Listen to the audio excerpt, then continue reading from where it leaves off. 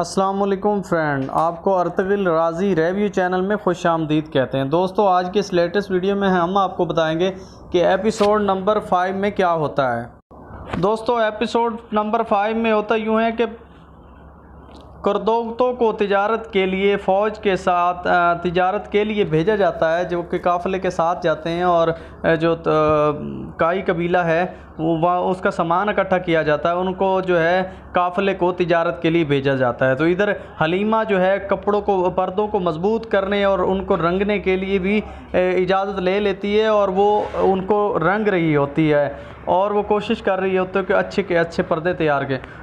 दूसरी जानब जो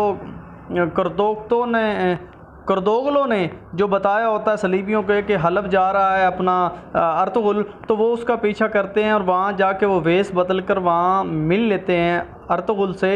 अर्तुगरुल को इस बारे पता नहीं चलता कि ये सलीबी हैं और फिर वो अर्तुगरुल से पहले हलब पहुंचकर उनके साथ साजिशें करना शुरू करते हैं। दोस्तों, जब हलब में अल अज़ीज़ के महल में अर्तुगरुल को बुलाया जाता है तो वहाँ वो पहुँचते हैं और उनसे सवाल जवाब होते हैं। फिर अगले दिन अर्तुगरुल को महल में बुलाया जाता है। तो जब अर्तुगरुल के दूसरे दोस्त नहाने लगते हैं तो उनके वहाँ के जो फ़ौजी होते हैं वो हथियार उठा लेते हैं, जबकि अर्तुगरुल अपना हथियार संभाल के रखता नहीं है।